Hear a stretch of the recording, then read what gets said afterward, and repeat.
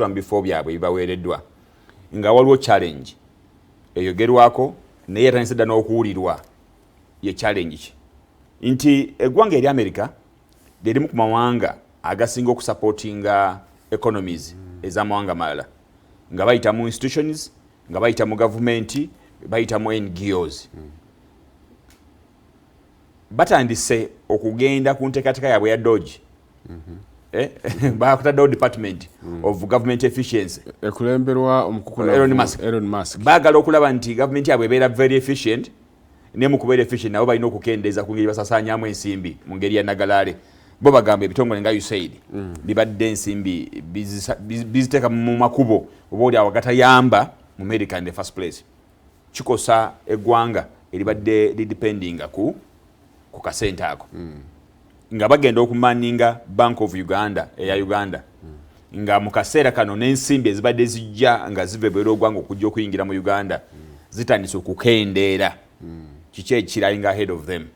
Nze ndowooza nti wetutuukidde wano nga bannayuganda tukimanyi bulungi nnyo oba tuze tukiraba era abantu bangi abatanya ensonga bazze batusomesa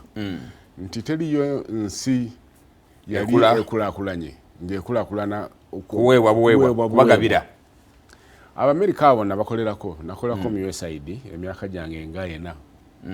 nenetegeeza sisitimu zaazo kwegamba bwe bajja wano mu Uganda tebaagala sente zaabwe ziyite mu gavumenti ekyo omusiraamu akiyita haramu kwegamba tebakyetaagirako ddala era bwe zijja baziteeka wabweru wa budget era ebintu bye basaamu sente bye bayita off budget.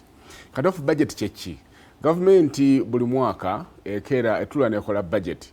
obawo ebyetaago bingi nnyo eby'eggwanga kati gavumenti neega nti ebyetaago biri 10 naye sente zetunaaba nazo omwaka guno zijja kusobola kufa ku byetaago 7 kati nosigalawo ebisatu nga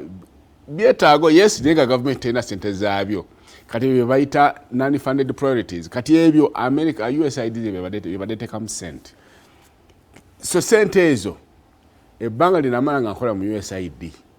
nze nange nzikiriziganya ne Trump nakola mu project nga ya bukadde 15 eza dola yali ya myaka 4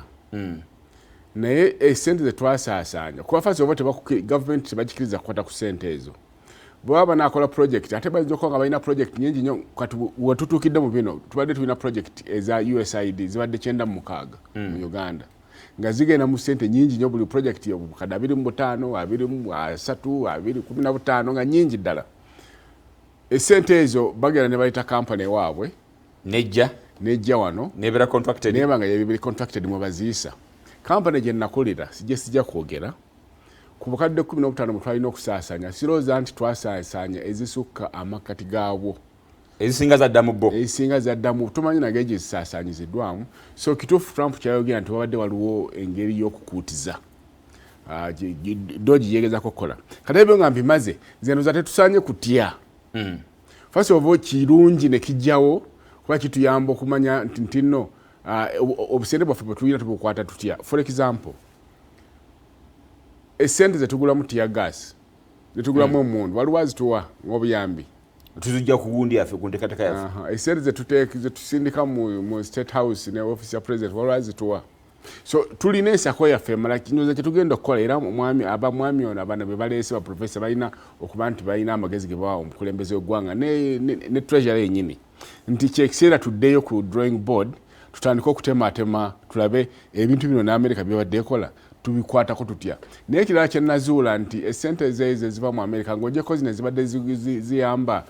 kugula eddagala zino endala ezikola projects endala ezawabweru eziri unfunded kizibu nnyo n'okumanya kiki kyezongedde ku economy ng'ogyeko abatono ennyo abafunamu emirimu ne bano abalala ne basupplyinga kizibu nnyo zikwate naye nga tezo zibawo eziri. Waliwo abalina endowooza nti gavumenti y'eggwanga lino waliwo ebintu ebibadde byetasobola kutuukiriza yo nga yo butereevu okugeza bw'otunya sekita eza gavumenti oba ezikolebwako gavumenti ne tuba ne sekita y'ebyenjigiriza tuba ne sekita y'ebyobulimi ne tuba ne sekita y'ebyobulamu nga bw'ogyogeddeko weesiŋŋana nga ezo sectors zino ensimbi ezijja wadde teziri mu budget nteekateeka eri ya budget y'eggwanga zirina engeri emu oba endala gye zibadde zituusa service delivery ku muntu ono wa wansi ku bantu abamu abatono katukugeza ojja kwesanga project esinga obungi wano mu Buganda teziriiwo kubanga abantu aba bawandika project abasinga obungi abave Bulaya balowooza nti Buganda bali bulungi ate nga siwe kiri wano bu Central Region mulimu abantu abava ennyo okusinga bali mambuka so zibadde zigasa era abantu si bangi kugenda bogenda ozikuba mu tocho tunulye kye bayita trickle down effect nga okujjako abantu aba bali abazisemberedde abafunyira emirimu ne bakola supplies ne bakola ki esente tezina kinene nnyo ate n'ekirala olw'okuba nti ne government eba tebagala ezikwateko nayo tezitunulako kwegamba omugaso gwa kiki ezibadde zitugattako ekinene nnyo obungi bwazo n'ekibadde kizivaamu tebikwatagana bulungi ali nekira kinjagala okwogerako kiri nti Abamerika tebagala nnyo kuteeka ssente mu bintu bikalu tebagala kukola nguudo tebagala kuzimba masomero tebagala bateeka nnyo ssente mu bintu byetasobola kukwata training scholarships eddagala ebintu bwe bityo campaigns nze kyemmanyi eddibu erisinga okuba eddene lyeddibu erijja okubeera nti eddagala lino erya baganda baffe ne bannyinaffe abalina obulwadde bwa mukenenya abadde bafuna ARVs zensubira nti nno tulina ssente ezimala wano esobola tulina okutema ku ssente ezimu zetusaasaanya zetuyiwa obuyizi tuyiwayiwa nga kwotadde n'essente zetuyiwayiwa mu parliament n'ebitundu ebirala zijje zibe nga zigatta ku ddibu ziziba eddibu eryo waliwo ensonga bwe ntunye ekitongole kyewo kya Alliance for Finance Monitoring kirabika